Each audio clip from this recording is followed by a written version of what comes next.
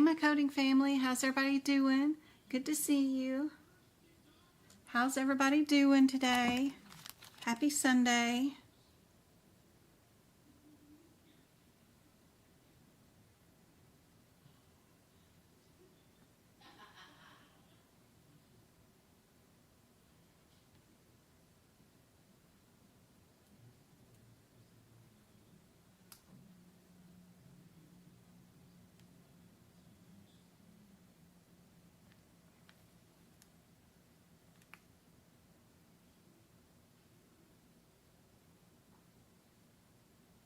Still trying to set up all the stuff. All right, how's everybody doing? Good to see you guys. I was just tutoring someone, so finishing up, putting everything away from that. How's everybody's Sunday going? Anybody take their exams this weekend? How are you guys doing? What's going on in your life?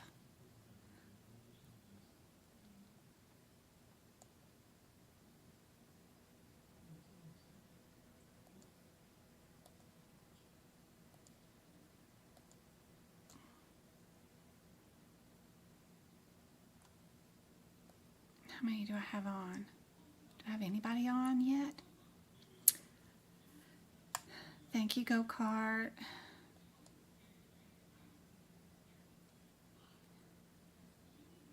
How do I pin? Okay, there we go.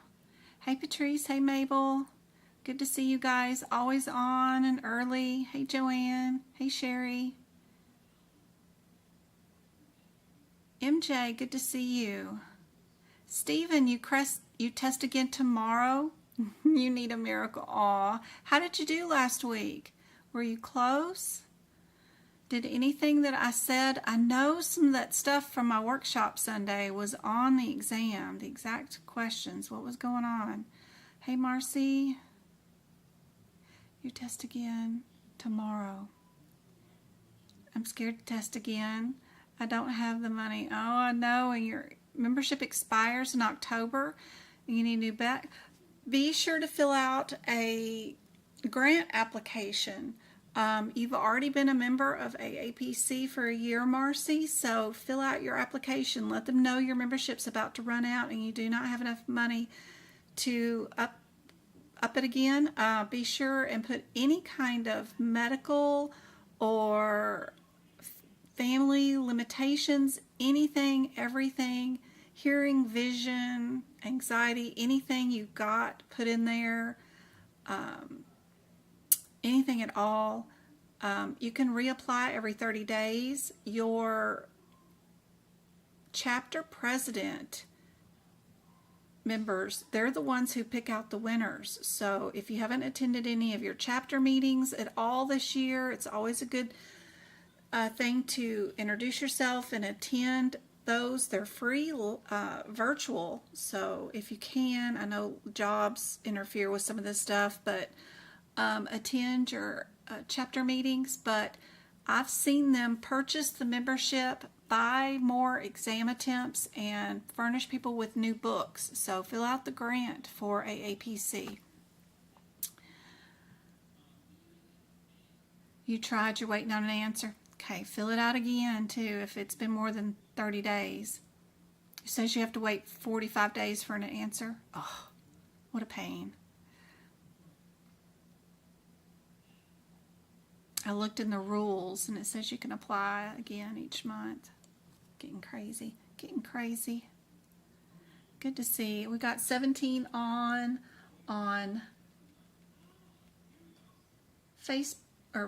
YouTube, and 10 on TikTok. Good to see you guys. All right. Let me bring up what I got going on. My live for Friday, the computer crashed and I lost all the practice exam questions that I populated and prepared for you guys. So I wanted to repeat and do this again today because it's full of information that you guys need to know. I've got a lot of spinal situations, modifiers, things like that that change and populate in this area. Whether you do a musculoskeletal or whether you're in the back doing the nervous system codes, it's all a really tough area.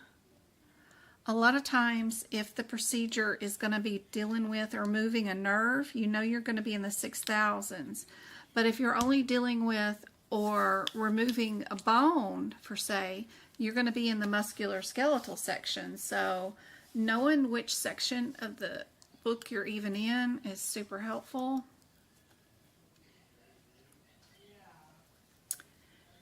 And just so you know, the cease and desist AAPC thingy is all copacetic now. I've got the cell phone number of the lawyer, and he has mine, and we're all happy, happy, joy, joy. Everything's okay. We don't need to fight a revolution or anything. We're cool. So that's good information. Good to know. We're okay.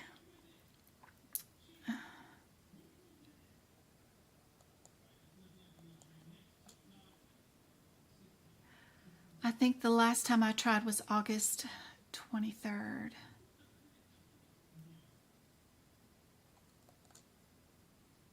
All right.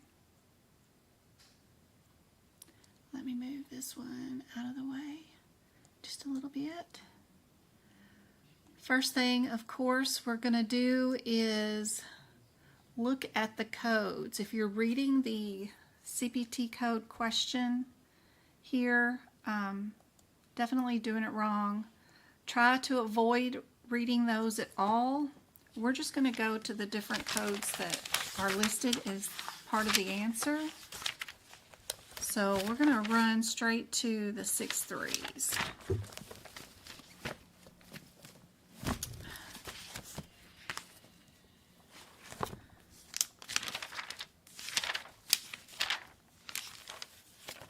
Hopefully you'll get there faster than I do.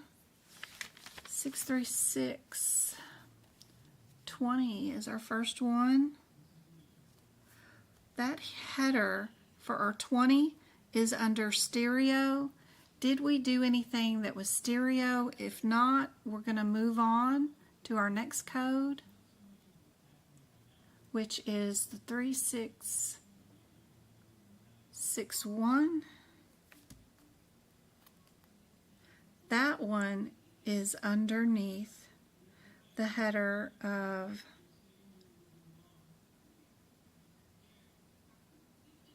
neurostimulators. What did we deal with today? I do see neurostimulator right here. So maybe we're 61. What do you guys think is the answer to this question if you guys were doing it?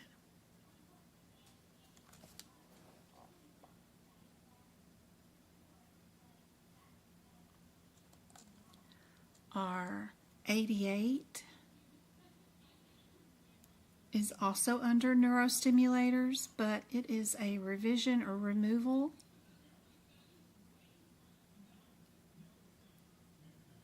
And our 3746 is under shunt or spinal fluid CSF. Did we do a shunt? No, we already know we're under the neurostimulator. So you know it has to be either the 661 or the 688.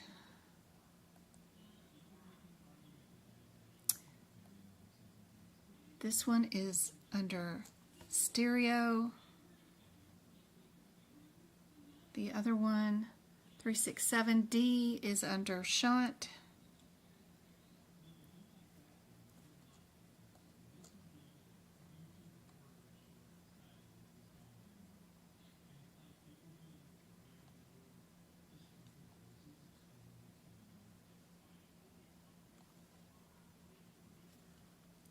Indeed. This lady had a neurostimulator implanted prior. She was having trouble, so they came in and removed one of her stimulator wires.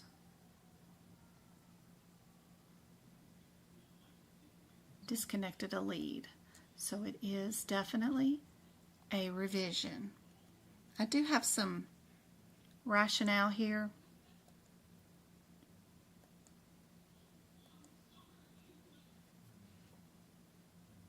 It goes in to tell you why some of the answers are wrong, why some of them are correct.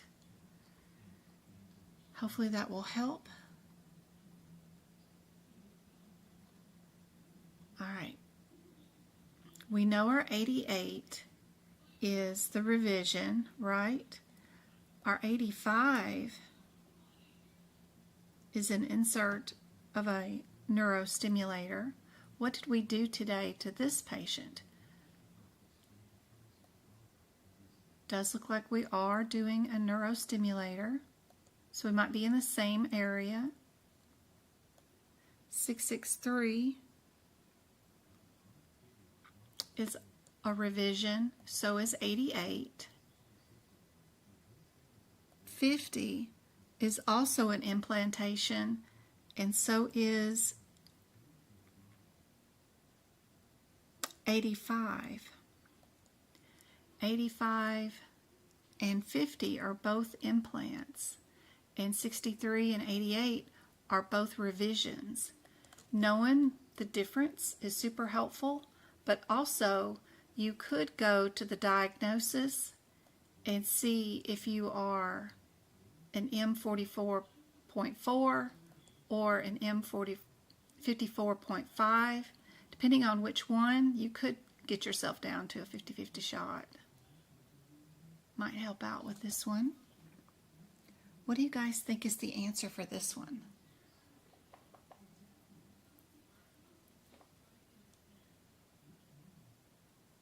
Got 19 on TikTok. Thank you for the taps and the shares. Appreciate it, guys. And on YouTube, thanks for giving it a thumbs up. All that interaction helps out.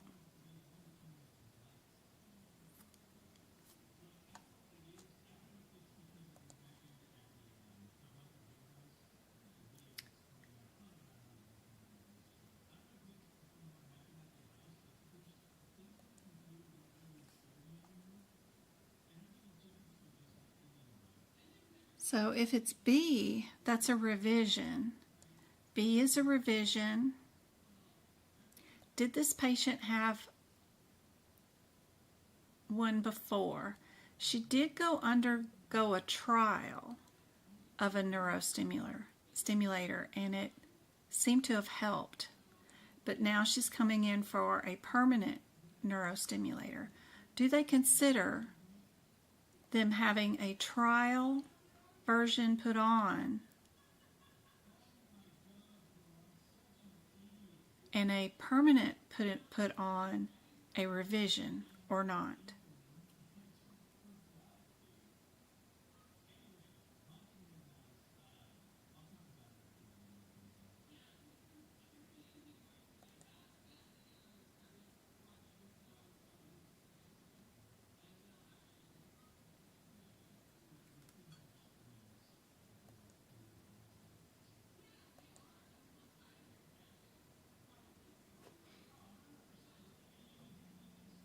Yep, we're going to be A this time. We're going to stick with the 63685, where they're getting a insert or replacement of a neurostimulator. Yep. Definitely going to stick there with the A. Got lots of rationale here for you for the codes, including explanation why each answer is not appropriate and why the one is the correct one, including all the diagnoses for you too. So it's kind of nice to have like the rationale, but then have an explanation of why each wrong answer is wrong too. So, all right. This one, 96435.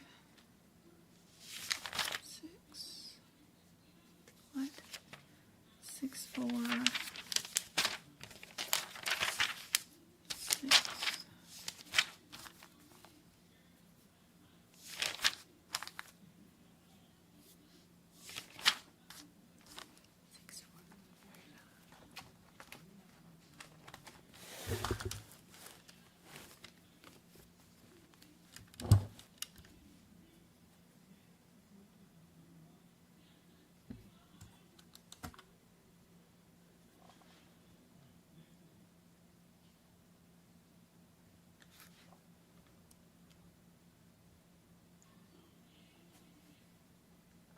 If you guys on TikTok don't have a very good view and want a better view, please go to the YouTube channel, Medical Coding by Jen at YouTube.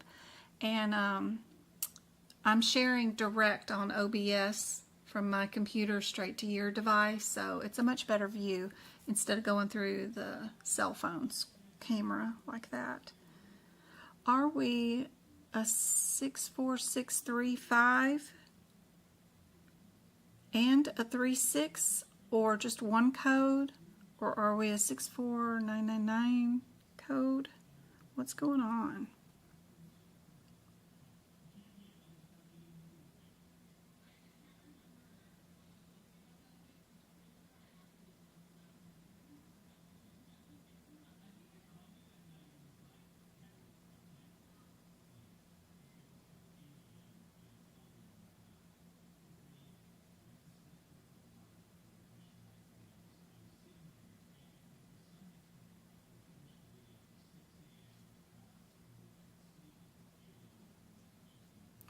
Three five is a child code. You can't do much with it. You got to go to find its mama. Its mama code is 64633. Destruction by neuroagents. We give relief in the paravertebral facet joint nerves with image guidance. What did we do today?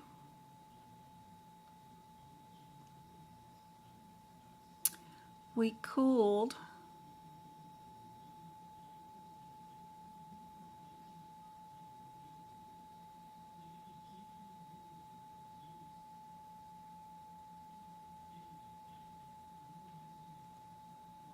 some cool radio frequencies in the facet joint. We cooled those nerves down.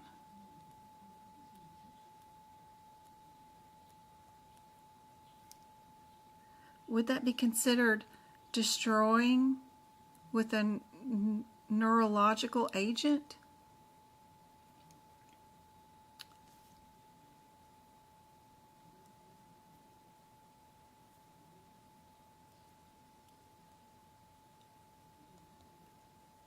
Oh, I'm glad you love it. What answer do you think it could be?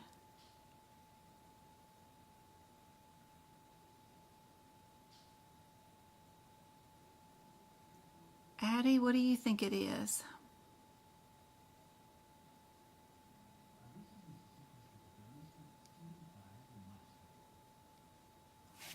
What about you guys on TikTok? What do you guys think the answer is?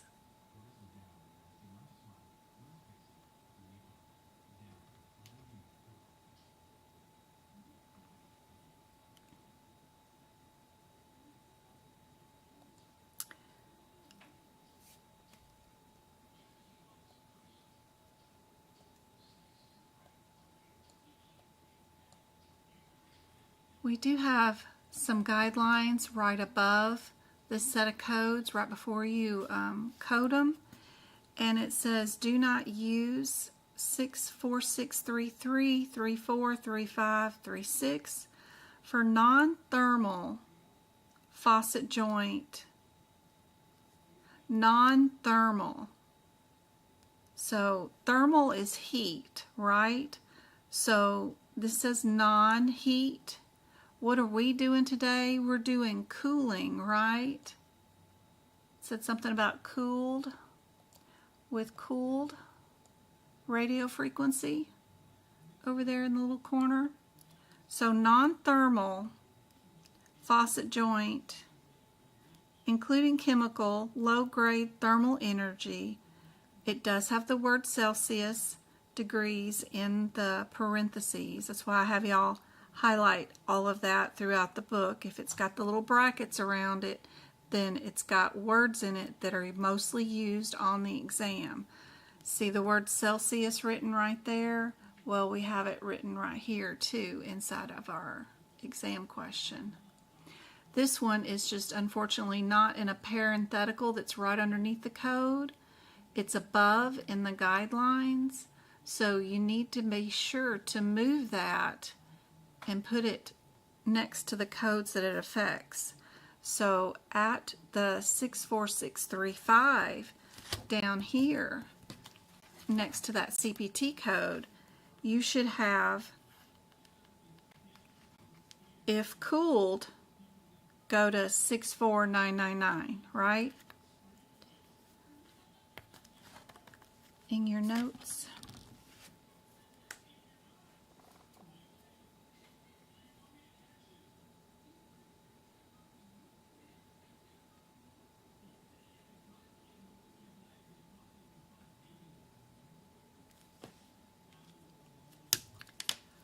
Would we add a 3/6 to it then if we are the 99?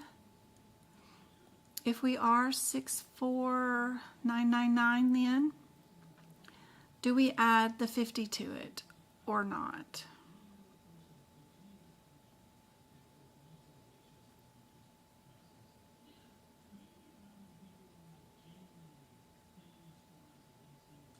We did do it bilaterally.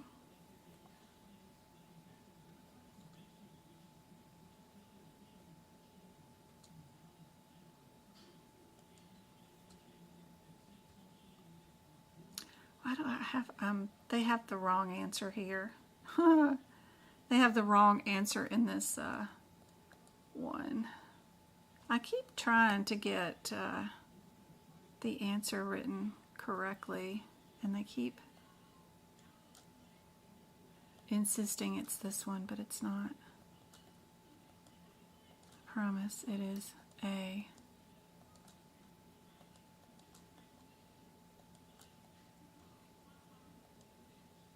And if you do like these, the cool thing is,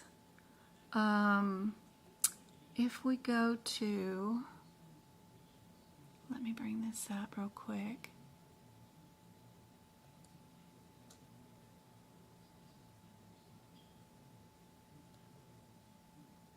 I'm going to do a window capture. Yep. We're going to go here.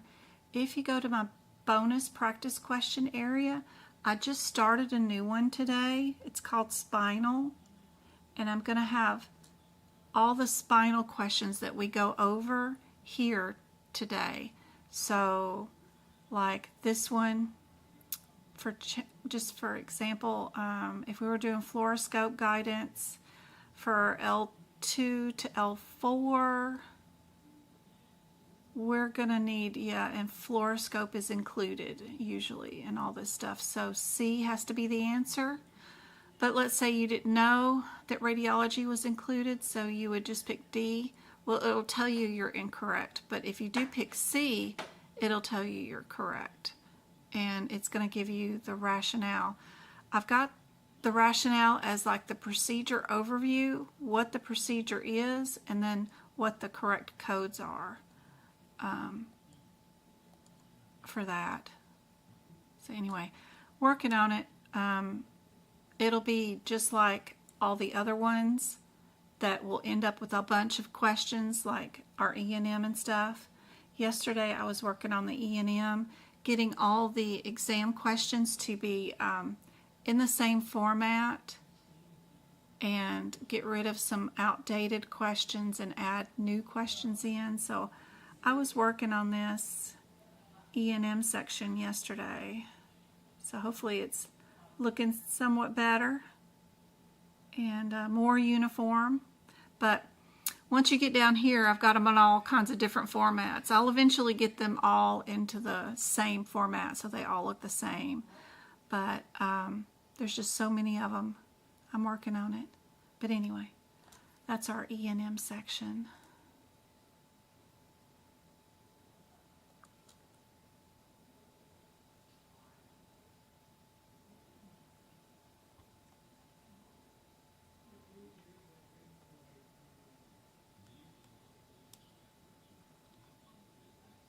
Get that turned back off. We're back to this question. Same thing with our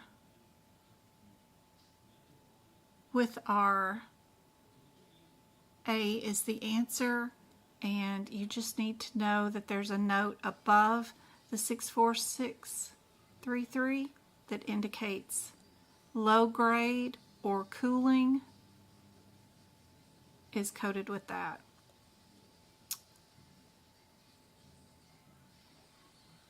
And we will need to append our modifier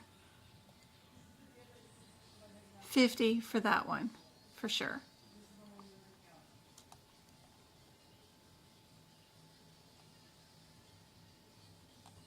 And we'll get more of these moved over to that spinal area for you guys that have the website membership.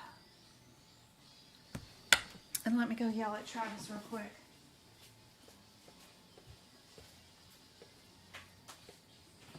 Travis! I'm going to turn it all back off again. I'm teaching a class. You get to learn this at camp. So I get to learn this with your hands. Teaching. Turn your volume down on that phone or I will turn it back off again. He's been without his phone all weekend. He just got it back. He's just gonna bust those speakers on that phone. He's so loud with it. Oh my gosh. All right.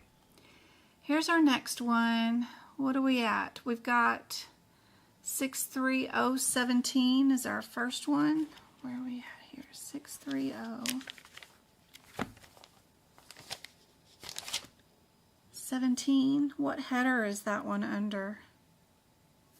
That's under the header of posterior extradural laminectomies with Explore. They might do a decompression and they might do an excision.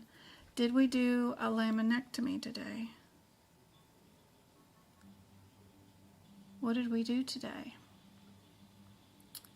We did a hemi. So let's keep looking. What about our next one in numerical sequence is 63030. 63030 is underneath the header of what? That's a child code. We can't do nothing much with it. We have to go look at its mama, which is 63020, which is underneath the correct header of a hemi. So maybe D. What's 42 and 47? 42 is a child code we can't do nothing with. We've got to look at its mama, which is 40. 40 is also a hemi, but it's a re-explore. It's one that the patient's already had this done before. We're going back in again to redo it again if we're a 42. 47 is a child code. You can't do nothing with it. You got to go look at mama. Mama is 45. And 45 is three things. It's a laminectomy, a facectomy, and a forectomy. Did we do all three of those procedures?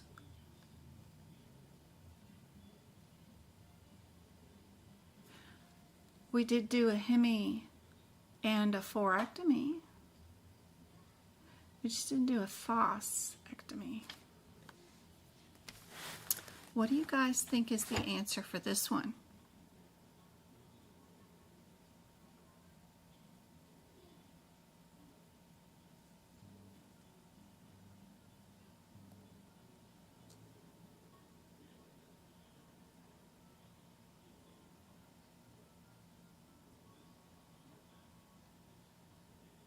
New notes, new notes. Mabel says, explain, although two nerves in code may only report each joint.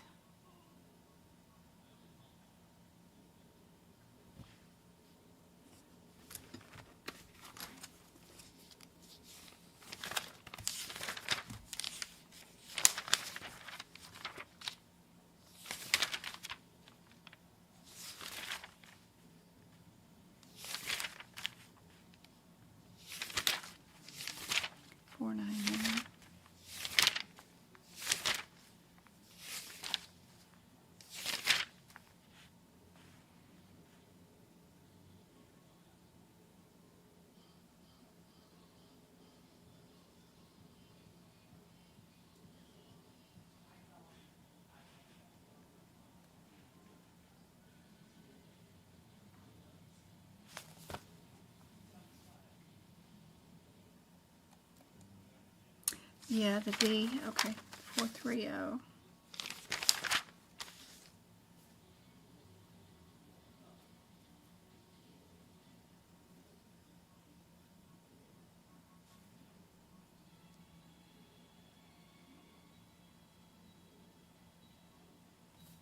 You can see that the 4-2 and the 3-0, both of those are hemis with the fascectomies. 17 is just a laminectomy without the fascectomy, or a forectomy, but we did do a forectomy. The 30 has the hemi and the forectomy in it, but you can't tell that it does unless you go to its parent code, which is the 63020. You have to remember that 30 has everything in it that the 20 has in it also. We just change body locations. Everything that's after the little semicolon switches. Same thing for the 42. 42 includes everything that its parent has in it, which is the 40 code.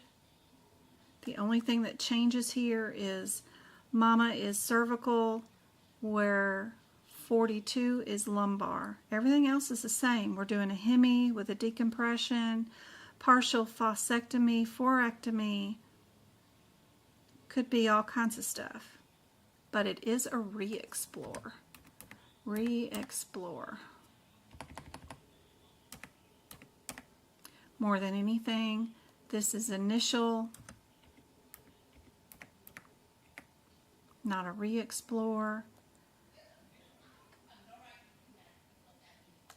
This one's just a lammy all by itself. 47 includes, you can't do anything with it until you look at its parent code, which is 63045, and it includes a lammy, a fascectomy, and a forectomy, but no hemi, right? No hemi in that one.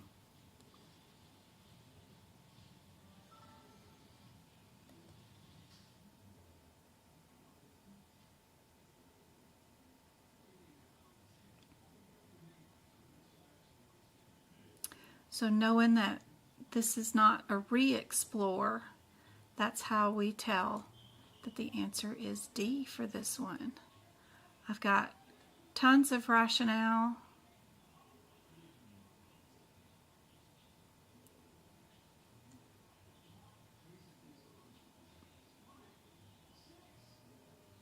you guys can review later if you want. This out of the way.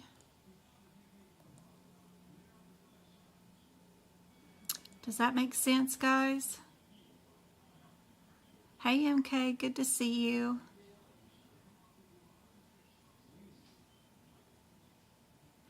Mabel, the question before this one.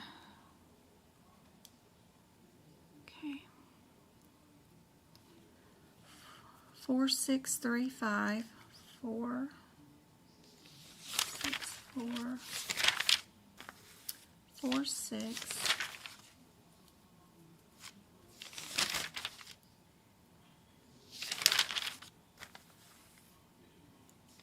4 6 3 5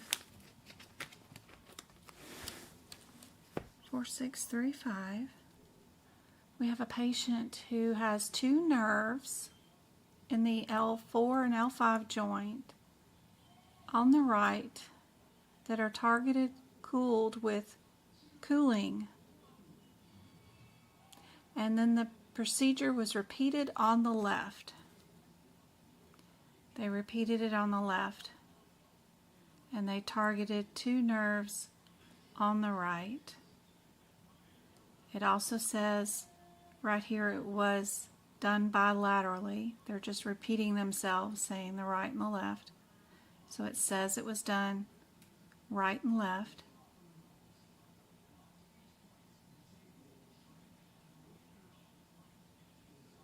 Our book has our note up here. Don't report these codes for non-thermal, including chemical and low-grade thermal, less than 80 degrees Celsius. The appropriate code for that would be our 64999 code. We are told for bilateral procedures, we're to add modifier 50 underneath these codes, including the 3-5 code.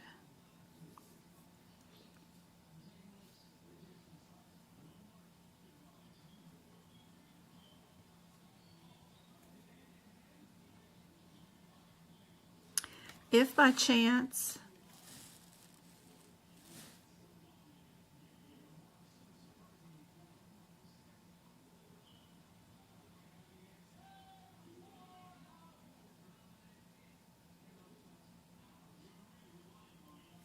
you're just doing radio frequency ablation of nerves in the sacral joint with imaging guidance, they do say that you're supposed to use the 64625 one. But other than that, does that help your question?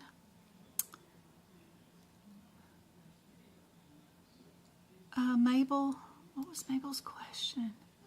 Explain, although two nerves were inverted, may only report each joint.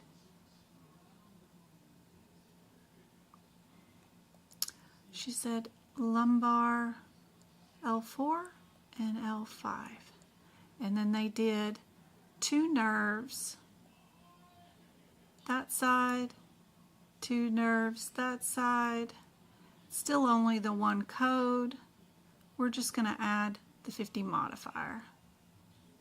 This is the L4 to L5 is kind of like a ladder in encoding around here. You don't get to count that as two joints. That's only one joint. So like L1 to L2 is just one joint. I don't know why it's doing that. And then L3 and L4 are one joint. L4 to L5 are one joint, but it's kind of like ladder steps where, you know, if you're only going from a 3 to a 4 or a 4 to a 5, it's only counted as a one prong, one ladder step. If you're going from L3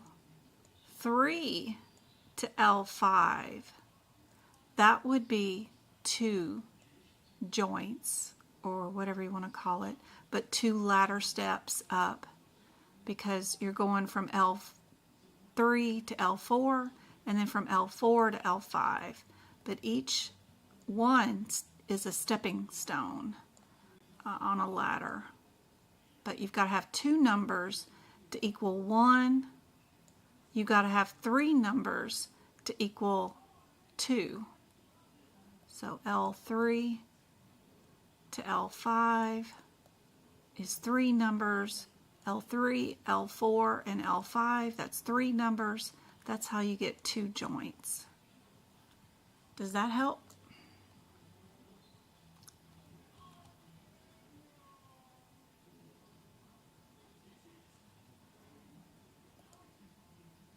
This one's a hemi. This one's a hemi. This one's just a lami.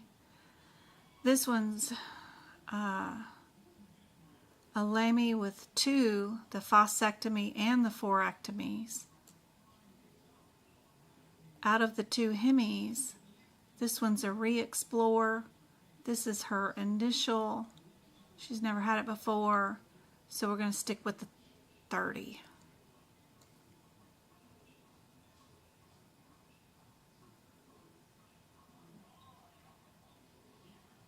Not yet, Jen.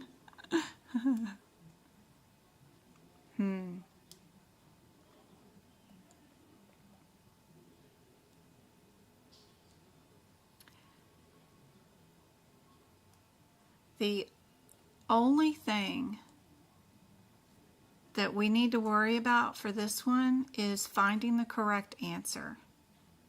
And all AAPC wanted to know was, did you know that anything 60 degrees would be here? That's the whole point of this question. Because in your CPT book, there's a parenthetical that's written above that set of code 64633. Right above that code, they have a note that's not a parenthetical, but it's a guideline written above the codes before you start coding them that says anything less than 60 or 80 degrees is to be coded a 64999. The whole point of this question is to see if you know where that note is about the less than 80 degrees Celsius. That's the whole point.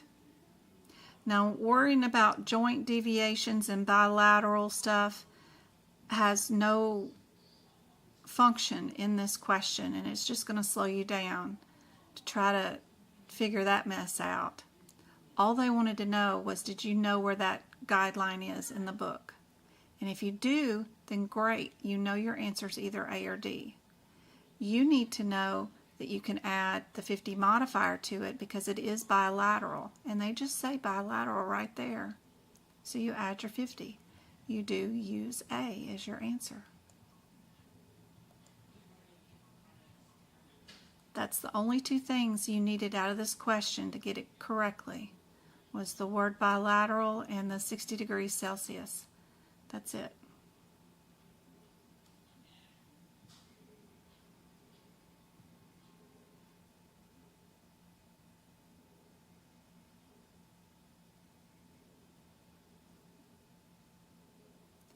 Now, just because you did this joint, which is just one joint, that is one joint.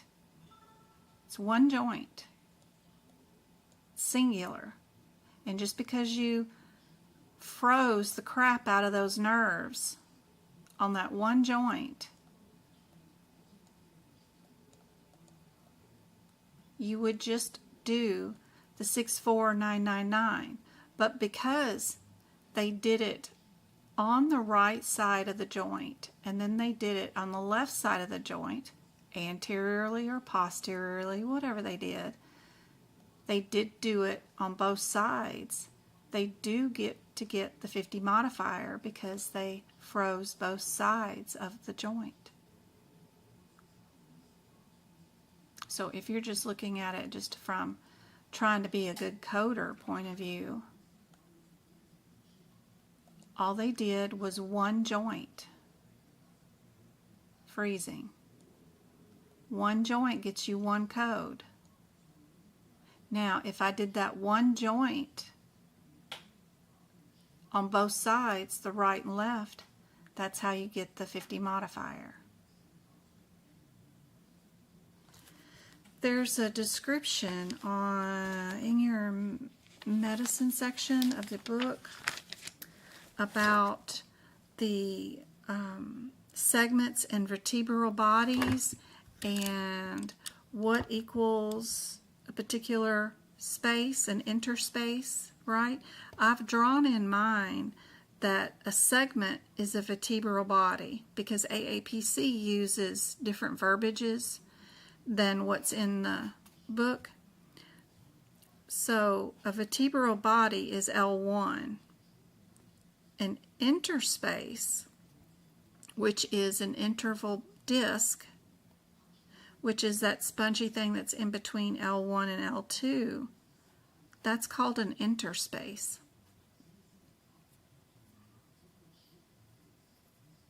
And jumping from L1 to L2 means it's one level of a ladder.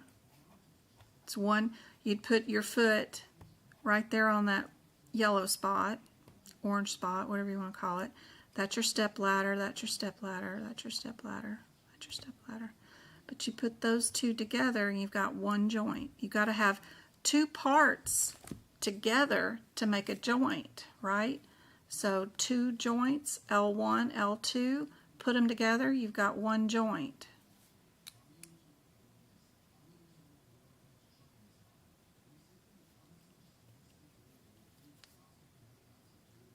Does that help?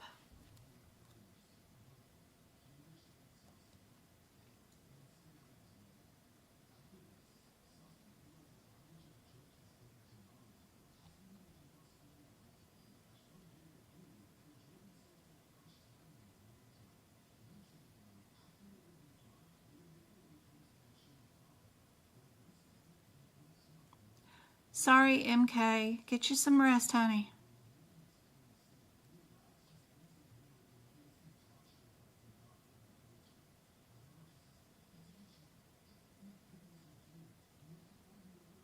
You're welcome, Tasha.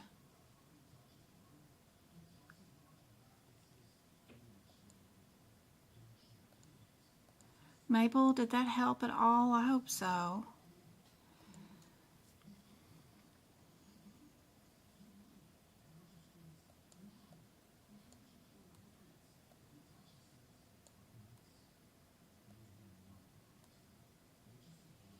Keep moving all this all around.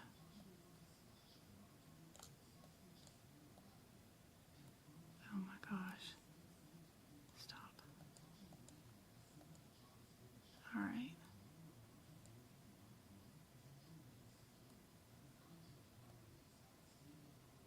So we've got segments, interspaces, but also going from one to the next one is just one joint, one movable joint.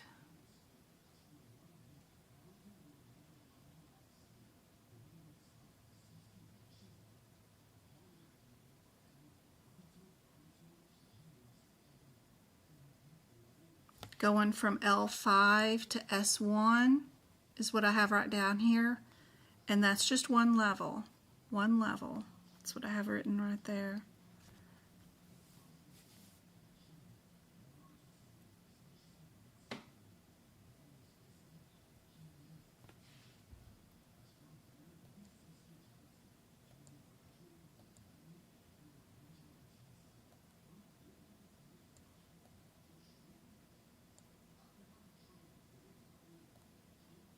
All right.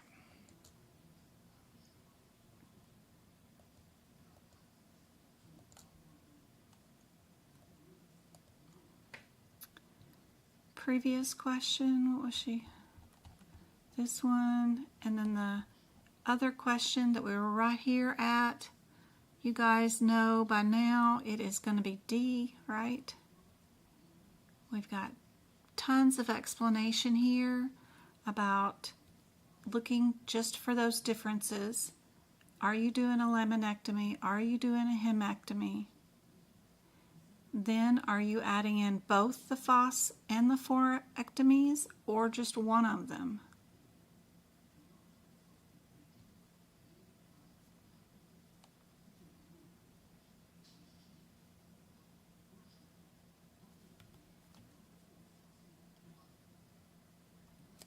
Okay, you guys work on this one. Let me know in chat what you think the answer is. Be sure and don't read the question. Go to the sets of codes first. Look at the differences between the codes. Don't let the coding question influence you. Go straight to the codes.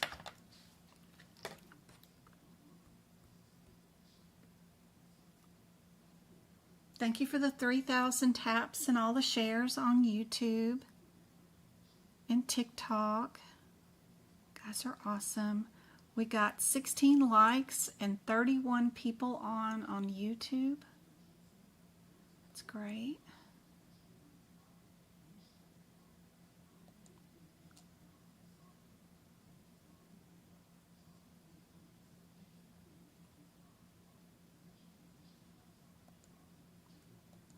Give out some memberships. I forgot to give them out last time, Friday, when the computer crashed.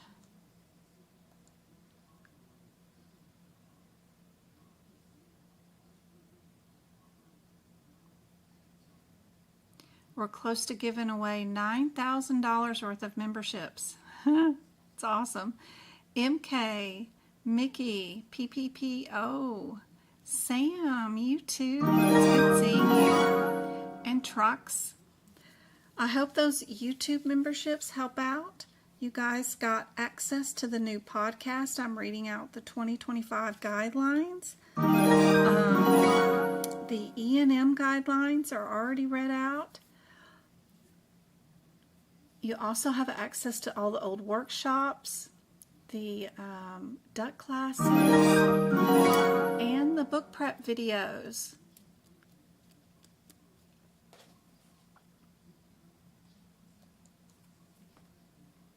So what's our differences between the 93 and the 83? 93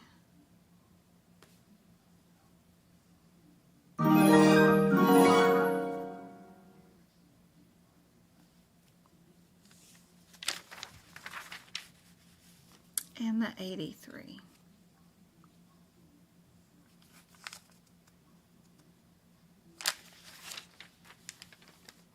83's mama code is 6440. You have to go look up 6440 to see if you are an 83. 64400.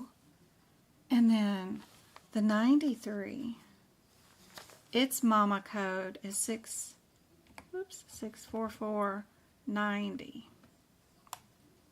Now, your differences between those two codes and those descriptors are where you should know to run to. 90 is diagnostic therapeutic agent. 400 is an anesthetic agent, steroid. Are we doing an anesthetic agent, steroid, or are we doing a diagnostic or therapeutic agent? That is what you should know how to do prior to doing the certification exam. If you're getting low scores in the 6,000s, it's probably because you're not looking up the parent codes. We technically don't need to even look at these codes at all, the 83s. and the 93s, because you have to go look at this 4400 number or the 4490. That's how you do this question. Oh, I need a drink. Let me get a drink.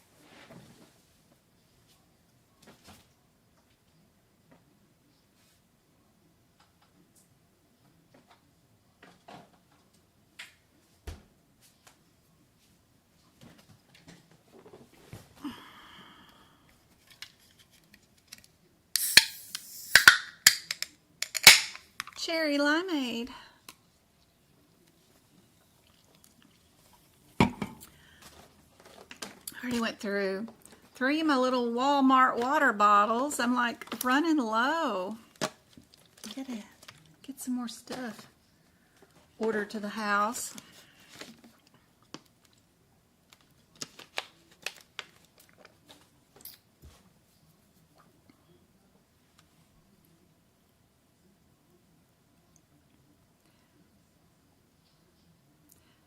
So our patient has spinal stenosis. We're given steroid injection.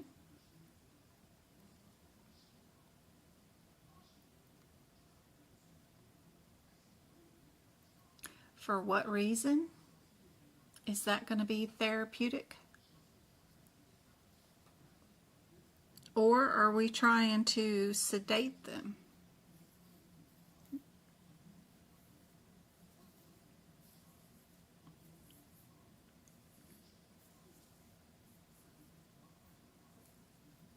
We are working on a therapeutic treatment, right? So we are going to be in the D or A area. Now you just need to know how many joints you got, right? So L5 to S1, how many joints is that? If its answer is D, we did 3 joints. If it's A, we did 1 joint. And I just went over what L5 to S1 was. So you guys should know that A is your answer. And I know that's tiny, but hopefully you guys can come back and read that later if you want to. But it's just telling you what we did in the procedure, why we used the modifiers, why we would not use it in particular answers, why some answers are wrong, some answers are right, and then referencing the codes in the CPT book and the modifier.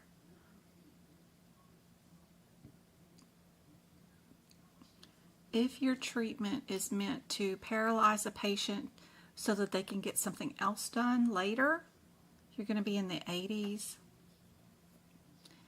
If it's for therapeutic treatment, this treatment is meant to treat something, like pain, for instance, then you're in the 90s. Super helpful. All right. What about this one?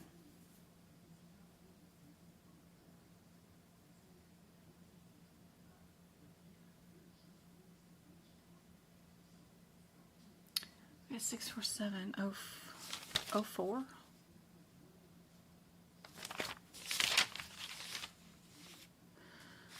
Okay, that one is a child code. Can't do nothing with it. You got to go to its parent and also probably look at its header. So did we do a neuroplasty today? That header is under Neuroplasty Explore. Decompressions and things. It's on a prior page. That's our header. But this one is a child code. You got to go look at Mama. Mama is 64702. 18 and 19 are both child codes. You can't do nothing with that. You got to go look at Mama, which is 16.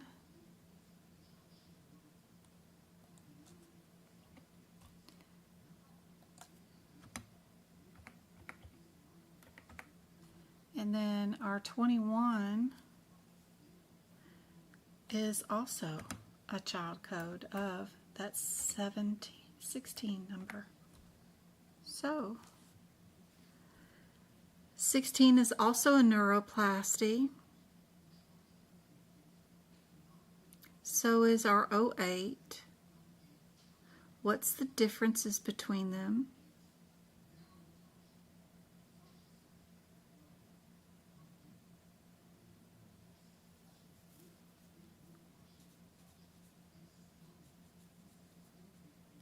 One of them's doing a major peripheral nerve.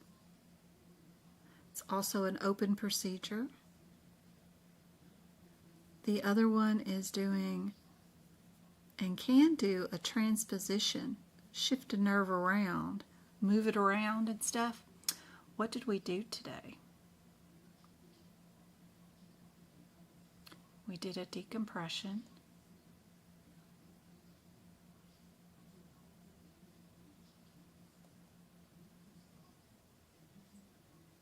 Where would we be?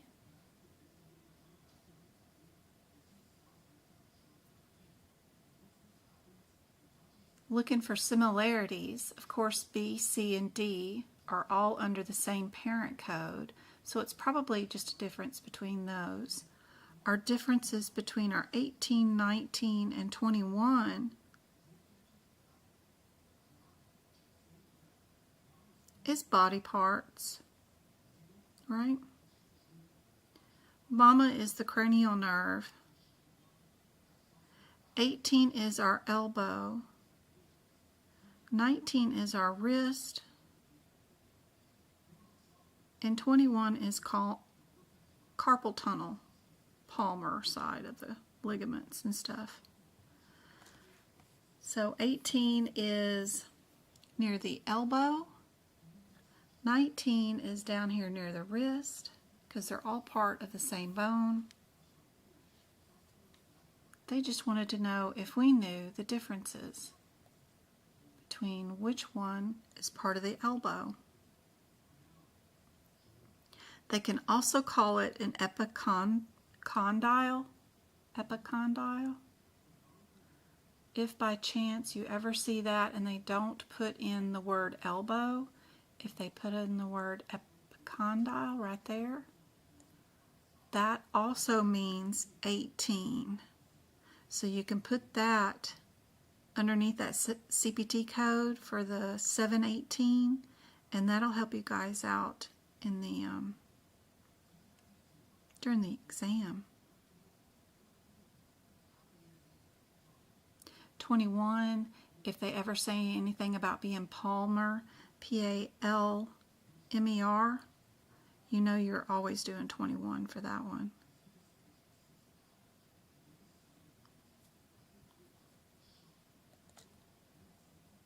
This one is B. There's your rationale for that one. Good job. I hope that was helpful. No second guessing yourself, McNair.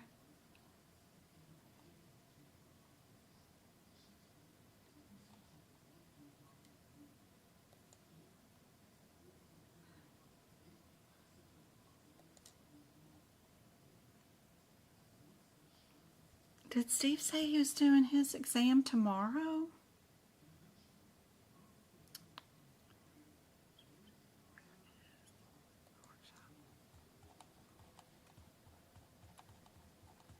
If by chance you're doing your workshop tomorrow, or your exam tomorrow, I mean.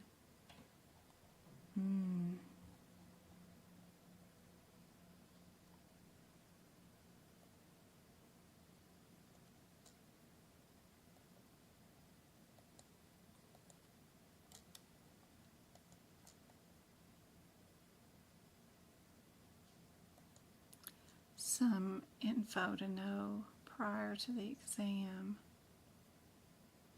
Ooh. I can make it bigger.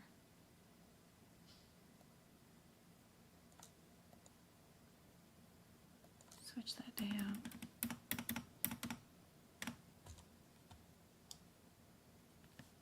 Just some info understand about adjustment payments under Medicare, like what is the NCD, what is LCD, what is MIPS, that could be helpful. Definitions like that. What kind of procedure is this? Where is that CPT code? The differences between those modifiers. When can you add that particular code or not to certain things? Don't forget about Appendix E and F. This surgery, and what's the differences between these particular veins and stuff? What's going on in those? Could be super helpful. One of the answers on the exam is either superior vena cava or it's the pulmonary vein.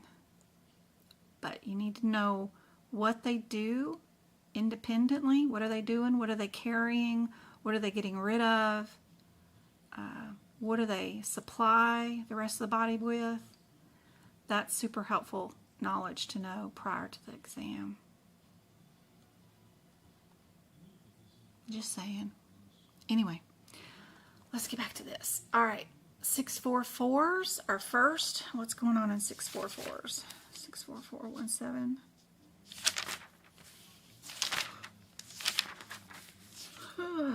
64417. Where is the axillary nerve? That's a child code. You can't do nothing much with it.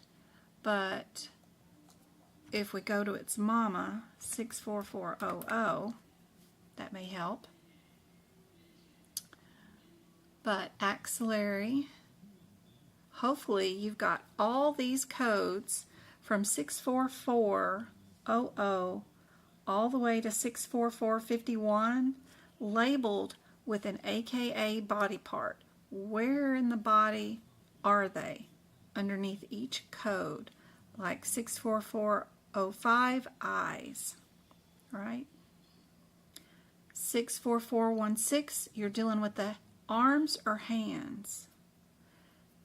Get those filled in. That will help you out a whole bunch during the exam.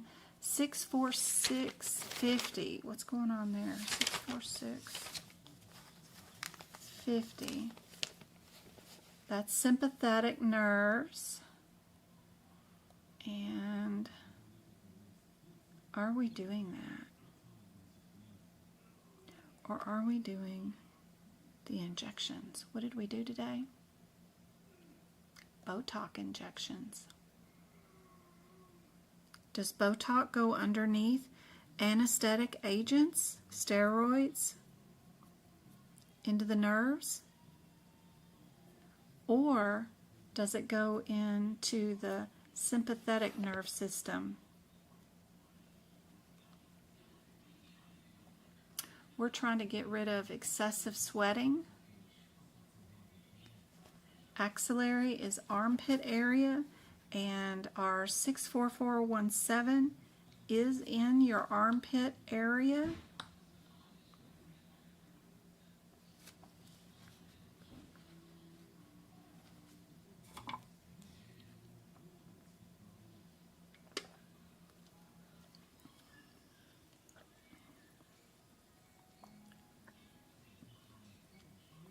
Miss Patrice,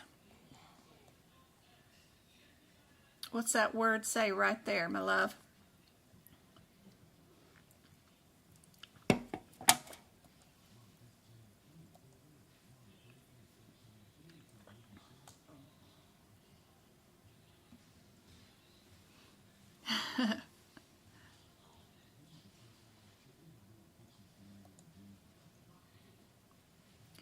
So if we do both armpits, do we get anything extra for that? You're probably going to get to keep and apply your 50 modifier for this. So I would get rid of both B and C. Unless the code already describes itself as unilateral and bilateral. There are a couple of them.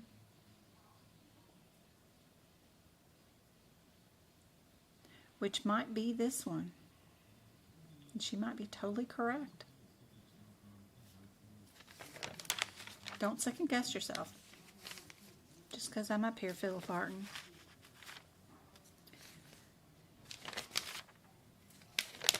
Stick with your gut. And you see underneath that code descriptor of 50, it does say both axle. So we are in both armpit areas, and that particular CPT code descriptor does automatically mean it's bilateral. Super cool distinction there. Miss Patrice had it right. I was just trying to confuse her. But perfect. Some of these codes are mostly unilateral, and you get to add your 50. But there are the few rare birds where it's hidden inside the descriptor, and instead of saying unilateral or bilateral like a lot of them do, this one changes it up and just puts both armpits, which is unique in the CPT code descriptor. I don't know of a lot of people that would, or a lot of codes that say like both femurs. It's weird. They normally don't do that. So it's unique to that particular descriptor. C is correct. Perfect, perfect. Good job, good job. Miss Patrice is going to be so tired of hearing my voice when she passes this year. All right, we got 64493 or 64635. What's going on with those codes? 64635.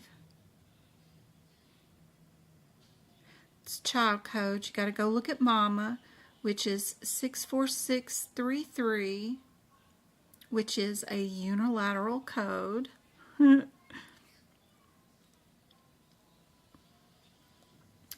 So you got to go look at 64633 on that one. And then this one, 64493.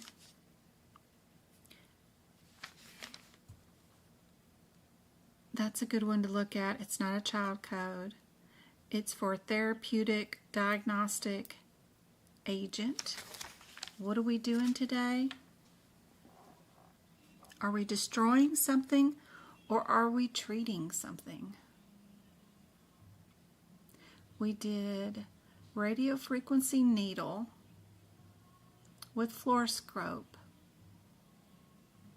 We got some warm stuff, so we know it's not going to be the 64999 code because we're warm. We're not cold, so that's good.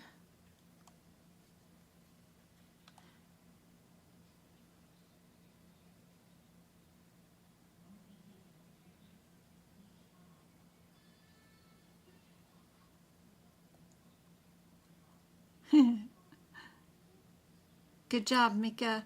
It does say both armpits. Perfect. Yeah, don't second guess yourself. Stick to your guns. Say I'm not listening. It's my first choice. All right.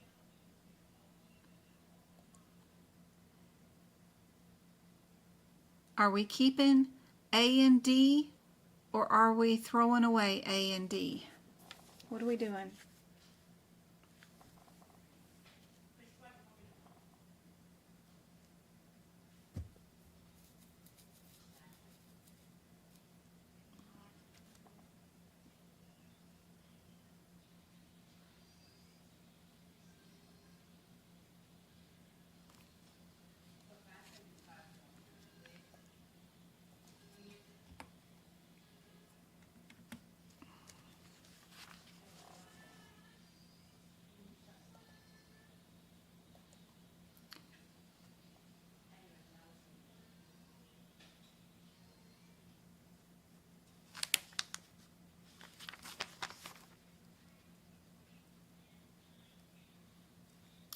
We're not just injecting them with steroids to make their nerves feel better, right? We're actually destroying the nerves. So we know we're not in the 644s. We're going to be in the 646s, more extensive. We're actually just going to just wipe out the nerves. You just need to know, would you add radiology to it or not? With this one, you don't have to worry about your levels, but we are doing 2 levels. L3 to L5 is 2 ladder rungs up, 2 paired joints that make one. This is one joint. This is the second one. We do get to bill for each. That's why we do have the 3.5 and the 3.6. We just need to know if radiology is included. And the 4.6.3.5, you would not be able to tell from the 3.5 or the 3.6 unless you knew to go look at their mama code, which was the 64633 code, which says that it is destruction by destroying the nerves in that joint with imaging guidance, including fluoroscope and CT. If you were using ultrasound, you're going to use a T code from the back of the book and the category 3 codes, but because it is fluoroscope, you're great, it's already included and you would not use it at all. So C is your answer, yes. But just in case, if you ever see ultrasound, it's always in the back of the book. Category 3 codes, not even in the radiology section. It's way back there, in the back. But very rarely do they do that on the CPC exam. They love these kind of things where you would know that these 2 codes include radiology if you did not know to go look at MAMA, which was 33. And 33 includes radiology, and most new people wouldn't know that. So that's all they're testing you for on the exam, is those kind of things. So be sure to look at MAMA's. 2 pages of rationale on this one. Just tons of stuff I found on this coding area that might help somebody else. Some people like to read and can understand from reading. I have to do and see to learn it, but I've got references, conclusions, all kinds of stuff with this. I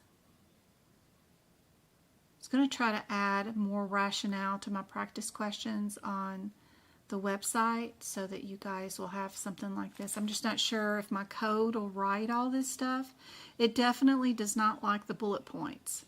So I have to get rid of the bullet points because I can't get that to formulate right on my website. But I'm trying to come up with a way to get y'all more feedback on those practice exam questions.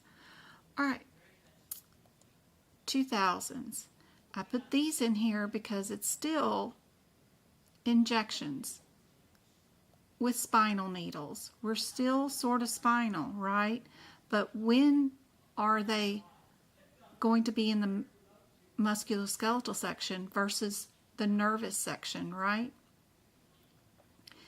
If we're doing it in the bone, right, we're going to be in the musculoskeletal. If we're doing a nerve, we're going to be in the nervous system. So we're just doing a joint, which is a bone, right? So, yep, we're going to be up here in the muscles. We need to know, are we in the 205s or the 206 area?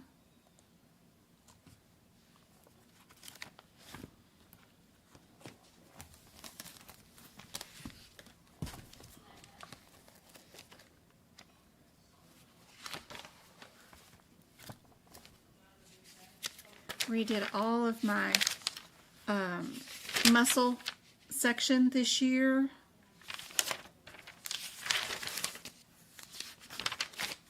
Such good notes, if I do say so myself. The 206, where are we at? 206 and 205 area.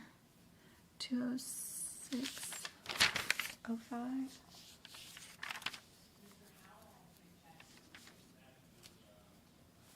Are those synthesis or 206. So it is aspirating or injecting a joint. We do have medium joints versus with ultrasound is our 206. Did we do ultrasound? Not?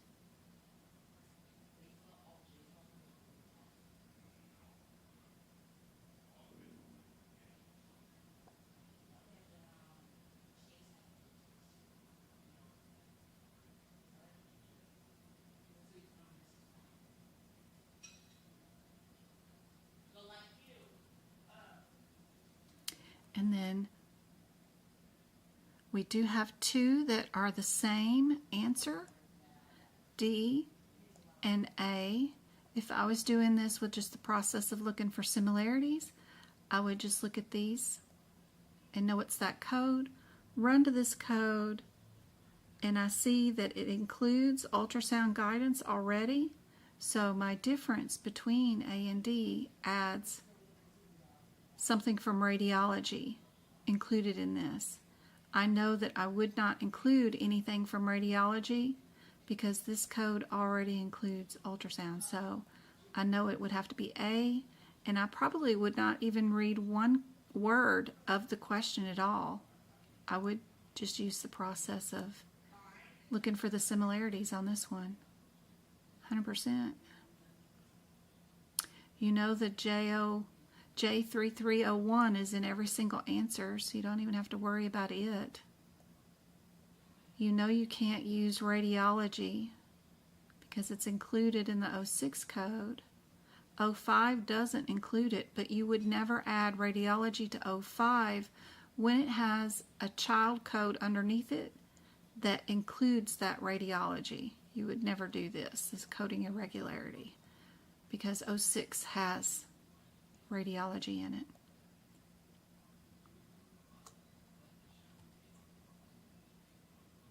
And your rationale on that one. Yep. Everybody got that one? Good.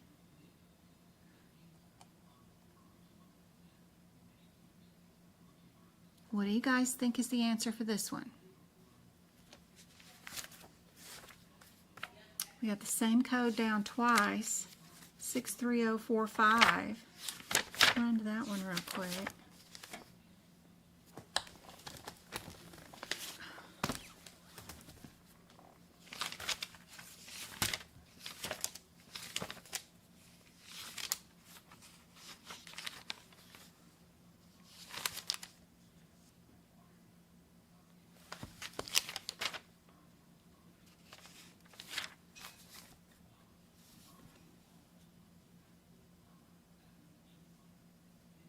It's a laminectomy, facectomy, and a forectomy.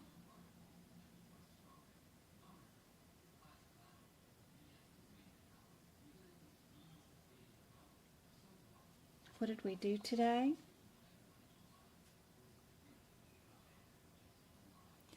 $63050 is a lamiplasty. What did we do? We did do the plasty. So we know we can get rid of B and C. We're not that. We just need to know, are we the 50 or do we times 2 it because we did 2?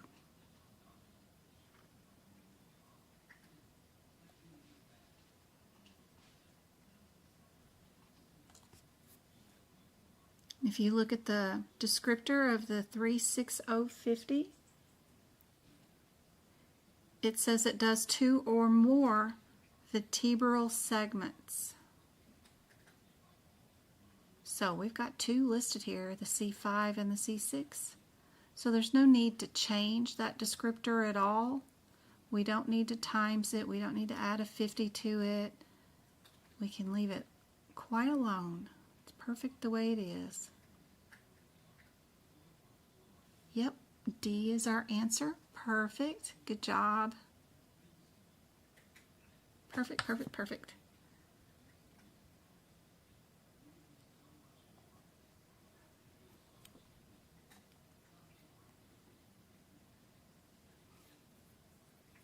This one's kind of long, guys. I hope you guys can see it on TikTok. We've got two surgeons, one doing one thing, one doing something. How do we code that?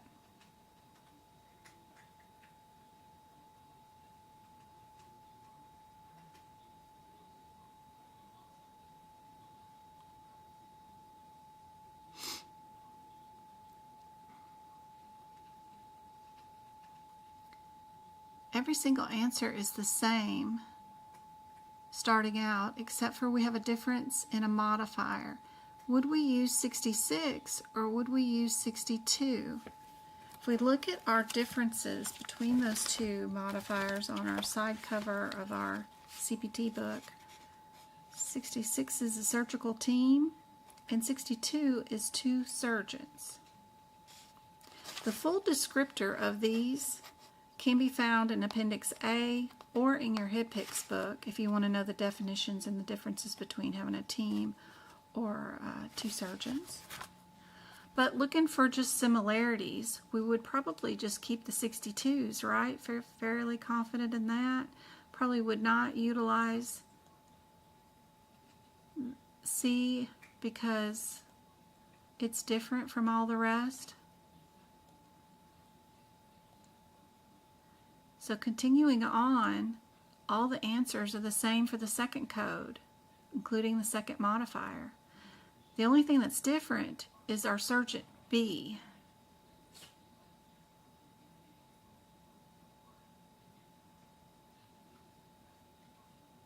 Unless we added a musculoskeletal procedure right there to our first two procedures.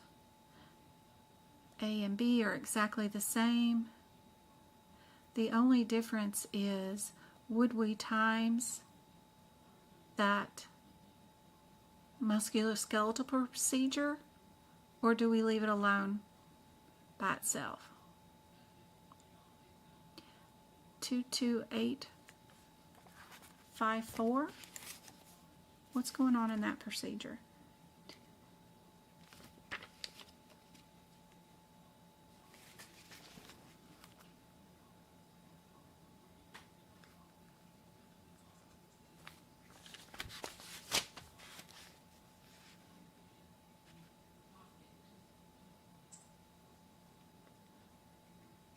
It is coded as each.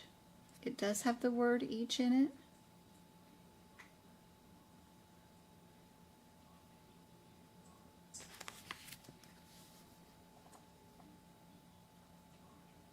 So if we're doing T12 to L1 to L2, how do you code that?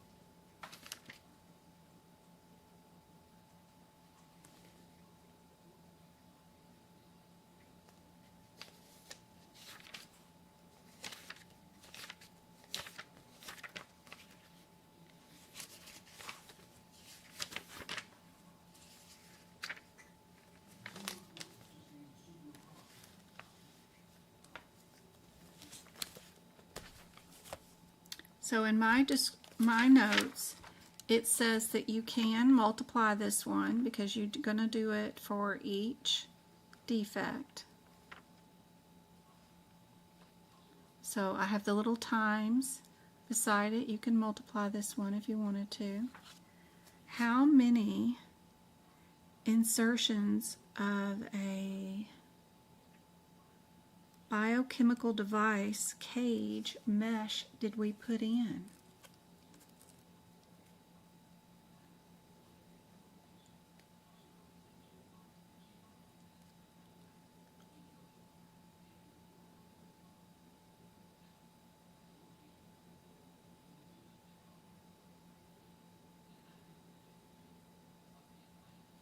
We've got 2 cages put in here.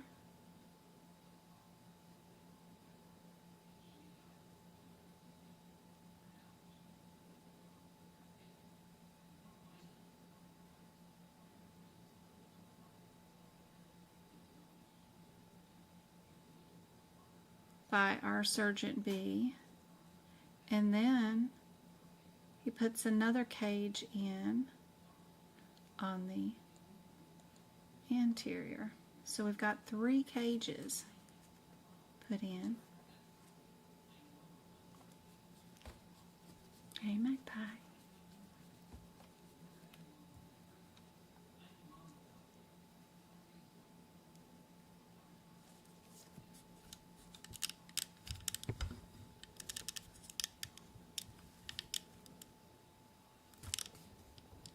I was going to show y'all. Can you see her? Oh, that's my cat. There she is. She's upside down, but there she is. Magpie. She's a pretty girl.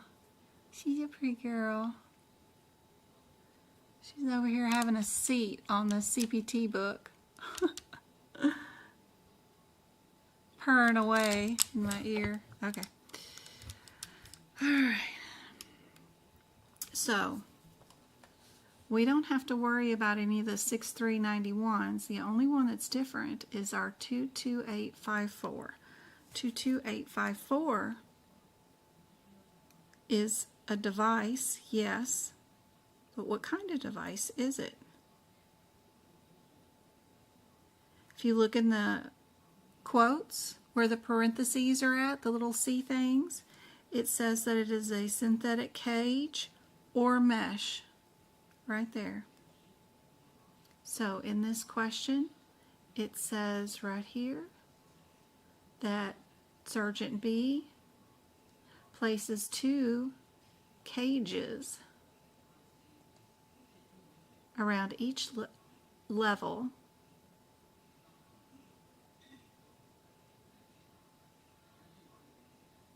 How many levels did we do?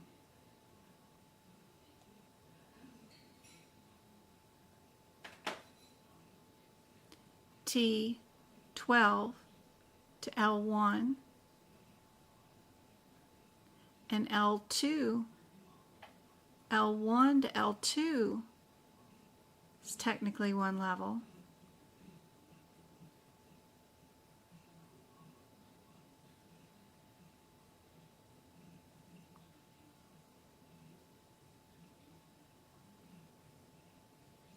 Technically, we got 2 levels.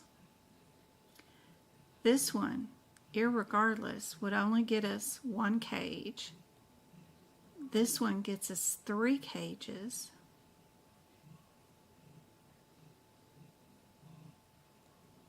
We did 2 cages, right? At least. Places 2 cages on each level. 2 cages on each level. Okay, so 4 cages, sorry. 2 cages on each level. We have 2 levels. Can we add all that together? 2 cages, each level. We've got 2 levels. So we could probably still bill for 4 cages, right? Maybe. If we did 2 cages at each level. Not quite sure they got this 100% correct when they wrote the question, but if they placed 2 cages each level, we would have 4 cages. And technically that's just 3. But it's better than just billing for 1. Out of the available answers in front of us, which one is the most best answer? Not that it's anywhere near correct or what you would bill in real life. That's our job during the exam, is to do that. I would still pick B, even though maybe it should be 4 right there. We did 2 cages each level. each interspace, a synthetic cage. Do you get to bill, do you bill no matter how many cages per interspace? Do you only get to bill per interspace? Per interspace would still be only 2. We would times it by 2 if we could only bill 1 cage per interspace. But anyway, I'm not sure how they came up with this answer. Do you guys have more clarity on it, why it would be 3? Hey McNair, that driving you crazy? You see the baby? Hey March Madness. That's awesome.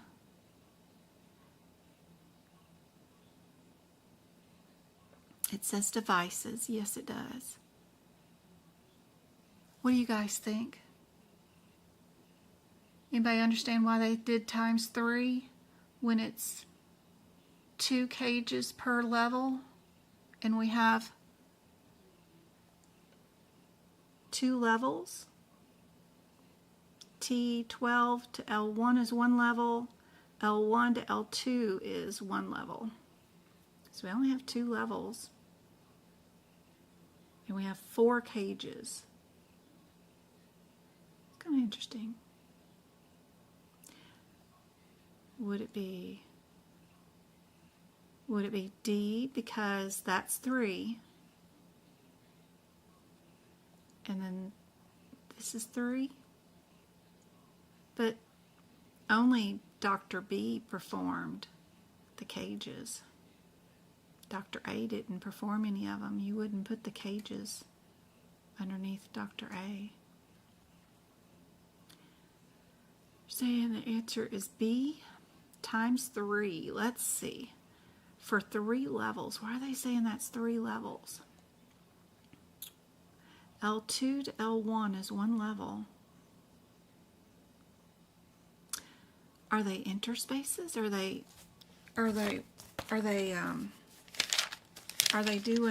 doing the spongy stuff in the middle?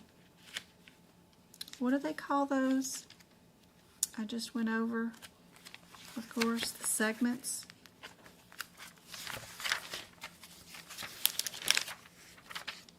Magpie.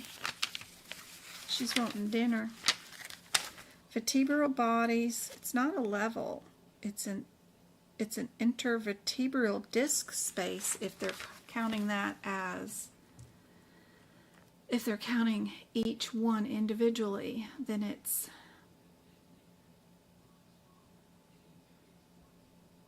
the spongy stuff in the middle. It's technically not called a level.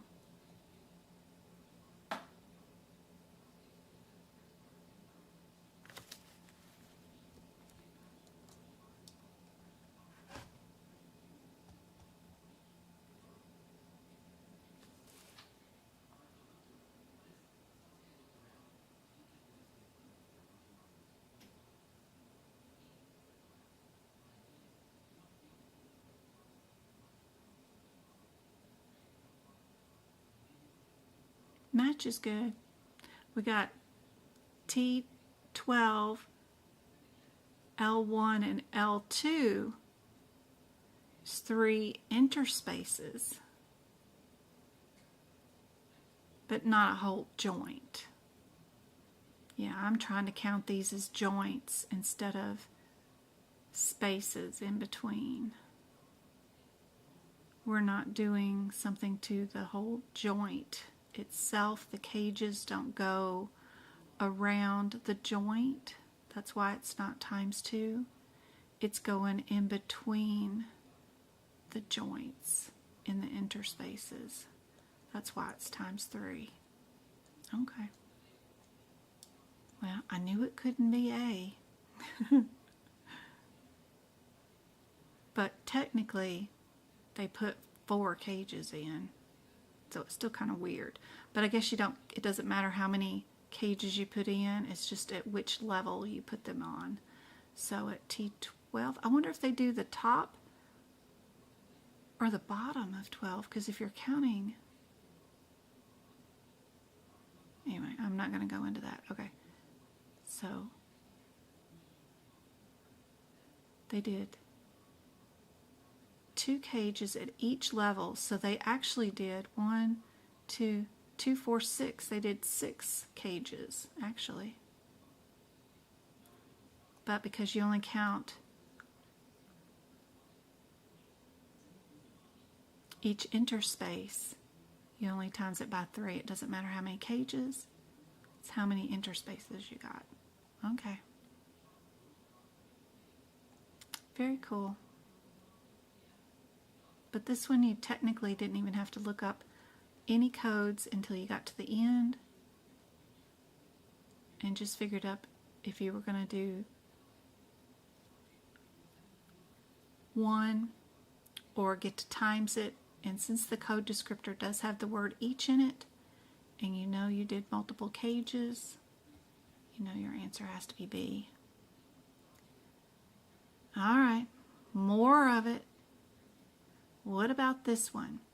6, 4, 4, 90, and 93. If we're looking for similarities, the 93 is the same. Would we 50 it or times it? And would we add radiology or not? Probably not. And we got 1, 2 levels. We've got both the right and left side. So we do have bilateral. What do you guys think is the answer for this one? So 6, 4, 4.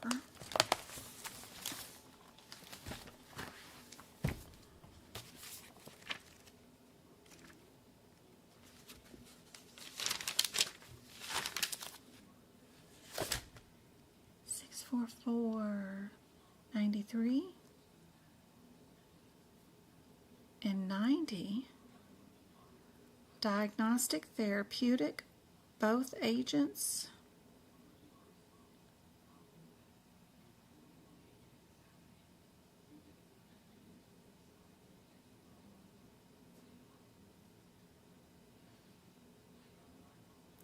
Are we doing cervical thoracic or are we doing lumbar sacral? Is our differences.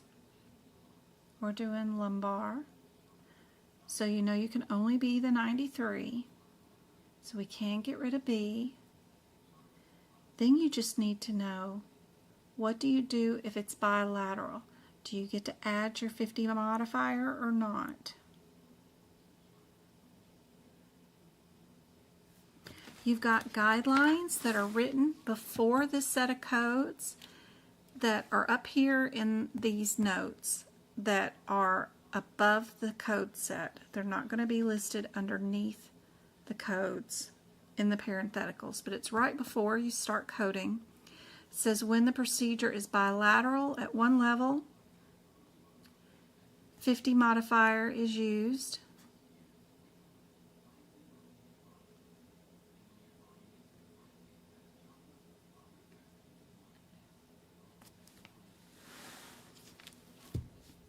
So we will keep C and D.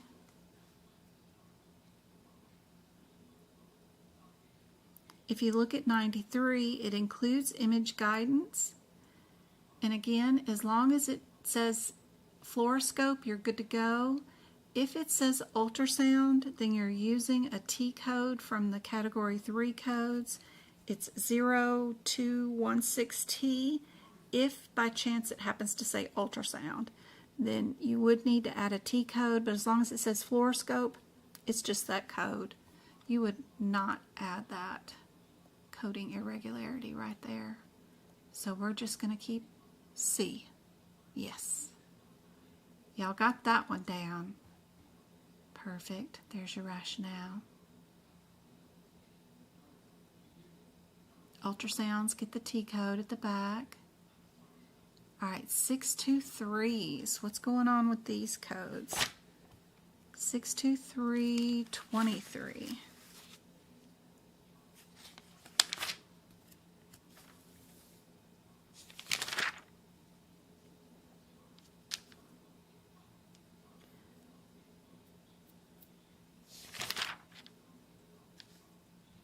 Ooh, these codes are going to be on the exam. 2, 3 you can't look at because it's a child code. You got to look at its mama, which is 2, 2, which is an injection. It's diagnostic, therapeutic. It is not a neuro substance.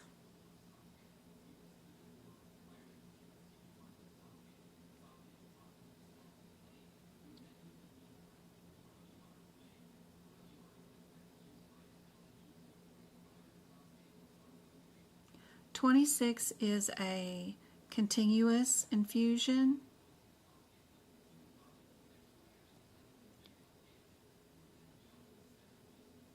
$22 is an injection.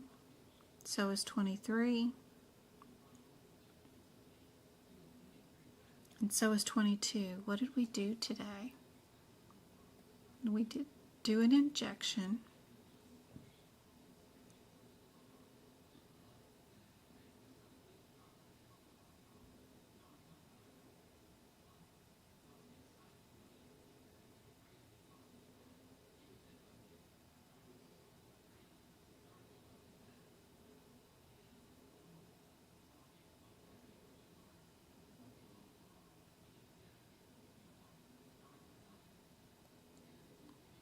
Don't see anything about being an infusion at all, so you know you can get rid of D. Now your differences between the 22 and the 23 is just radiology again. What did we use?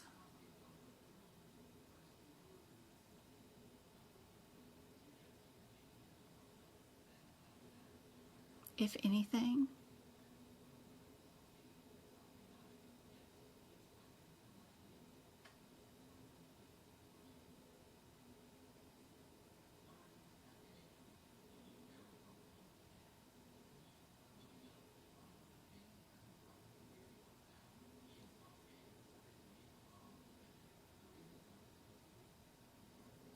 I don't see any radiology used at all.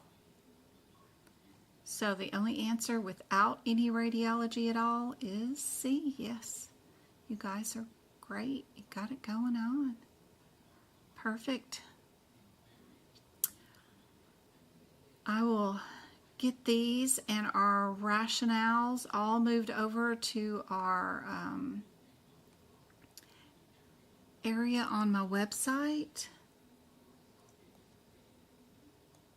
where I'm doing all the spinal injections. That's going to be totally cool.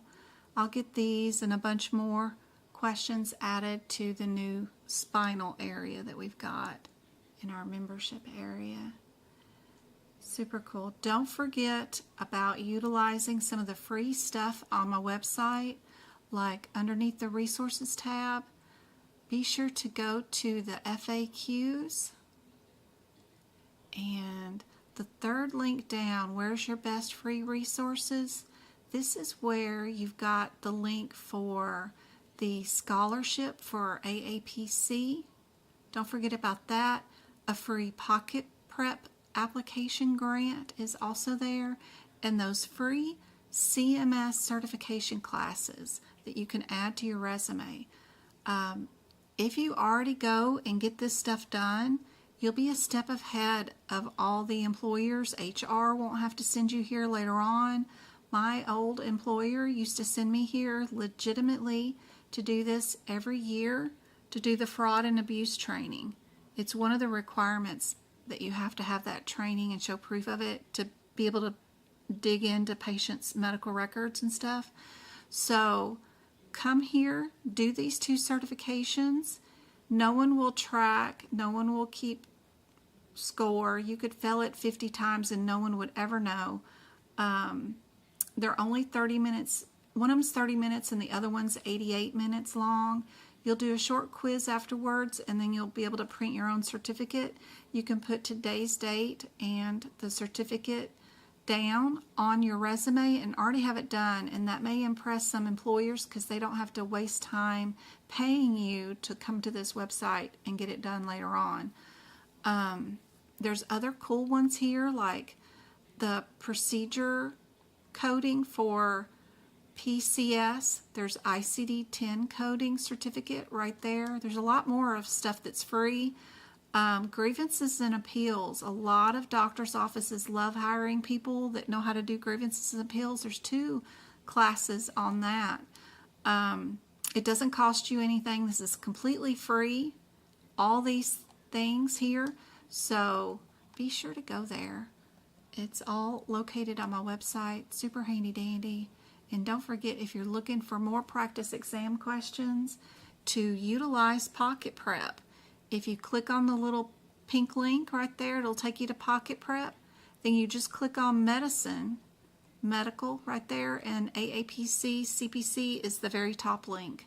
Click on that. They have 750 practice exam questions with rationales, and they do go over all 18 areas of the exam, including cases.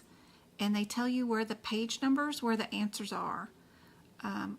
And that helped me out a whole bunch to figure out how to utilize the CPT book, especially, and the HipPix book a lot better. So they're pretty cool. Love it. They're fairly inexpensive. To get access to 750 practice exam questions for the exam is $15. It's great. And you can get it cheaper if you buy 3 months in advance. So super cool. And this, they have an app. You can put it on your phone and take it anywhere you can go, and you can do practice questions all the time. So super cool. I like Pocket Prep. Utilize them for a long time. What else do we have going on? There's a practice area of practice questions on my website, including trivia and flashcards that you can download and do, PDFs that you can download right here on the heart.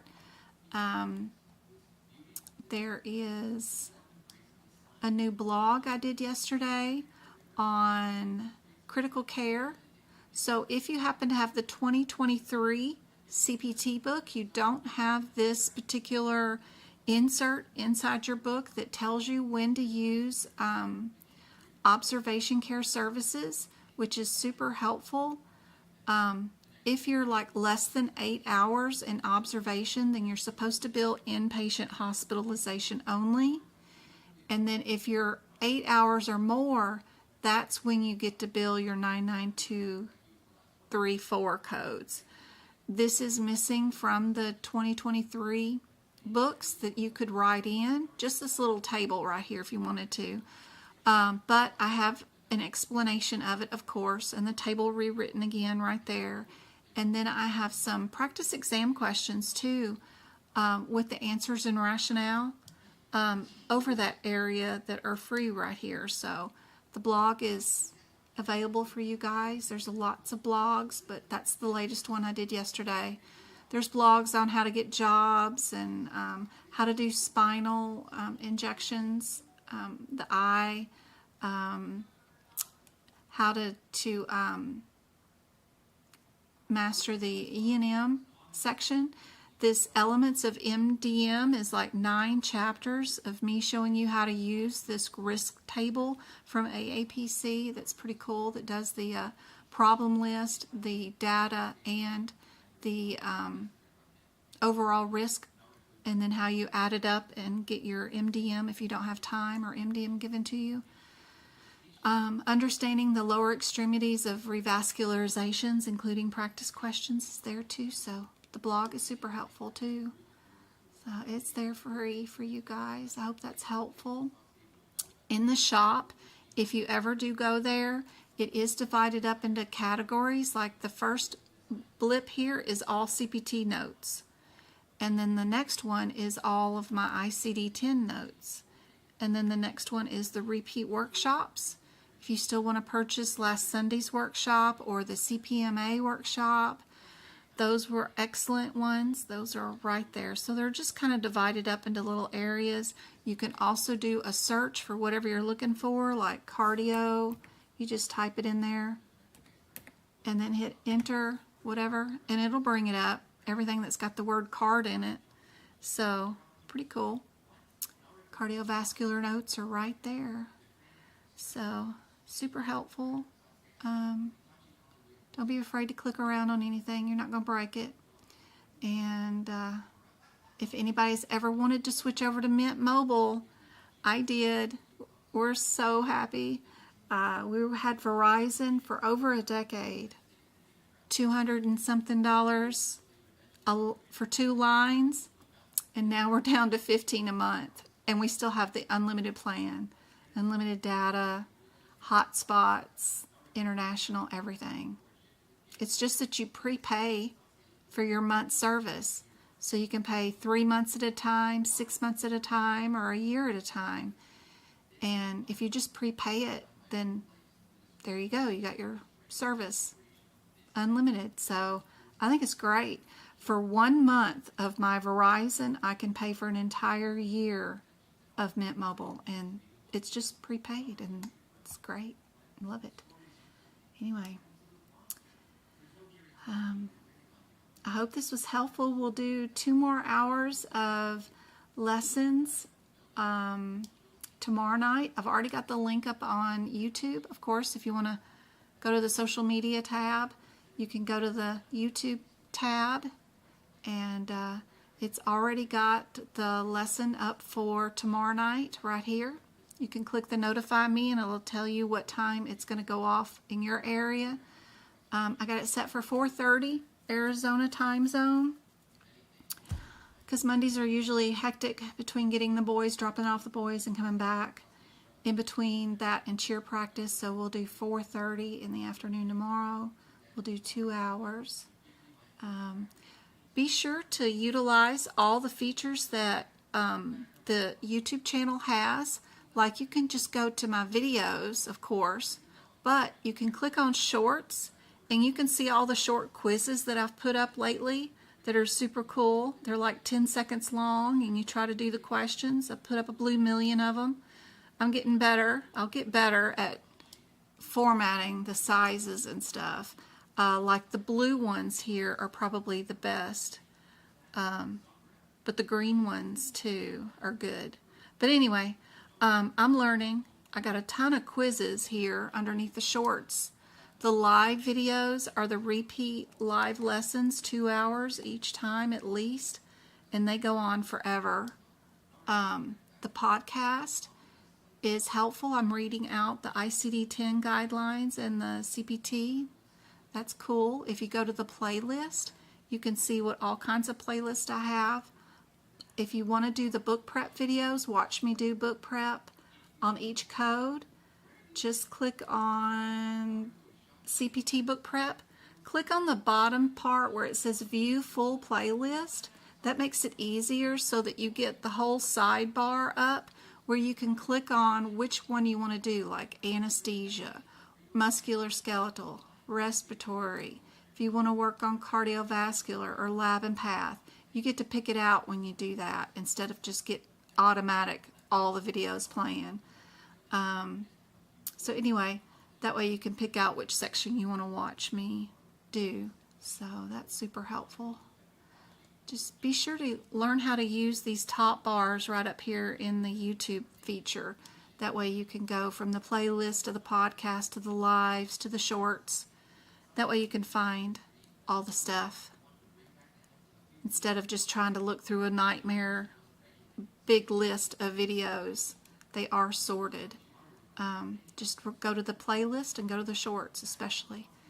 And then that way you could find everything that you're looking for. So I hope this was helpful. Thanks for spending your Sunday hanging out with me.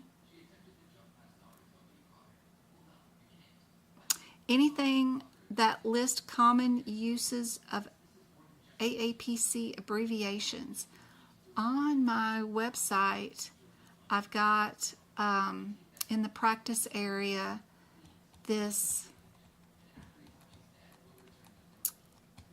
new clickable PDF right there that was spinning. You just click on that and you instantly download all the acronyms flashcard list right here for a ton of acronyms.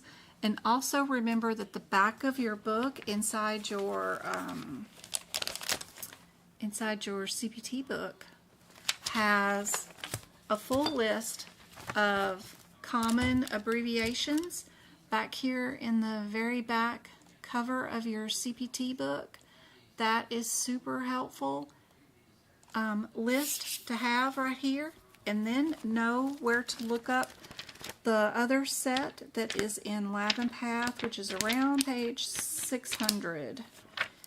Lab and Path has its own acronym page, and it's about 4 pages long. It's around page 600, depending on which book you got, but it's right here. And knowing where those are located at will cover you. So the back of the book, you can get those PDFs that you can download off my website for free. And knowing where to find your acronyms in Lab and Path is super helpful.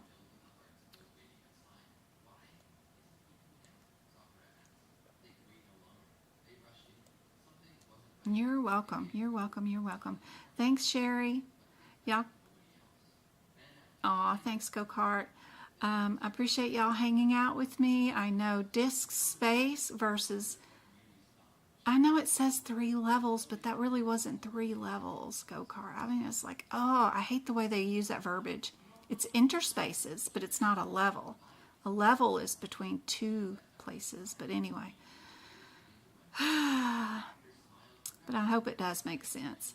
It is supposed to be level 3 if they're doing interspaces, but if it's a level, it's only 2 levels. But anyway, I won't quibble with them. We just found, you know, which answer is most correct too sometimes is the most helpful. But anyway, guys, y'all come back tomorrow. We'll do 2 more hours free. I don't know. What have I not done lately? Lab and Path, some more E&M needs to be done for sure. Stephen, best of luck tomorrow. I really, y'all all send him some good vibes today to pass that exam. 7th time is the charm. I don't have to spend all that money all over again. Just don't second guess yourself and keep moving for sure. Thanks, Sherry. It's great. All right, guys. Love you guys. I'm so proud of you guys, and I will see you tomorrow night.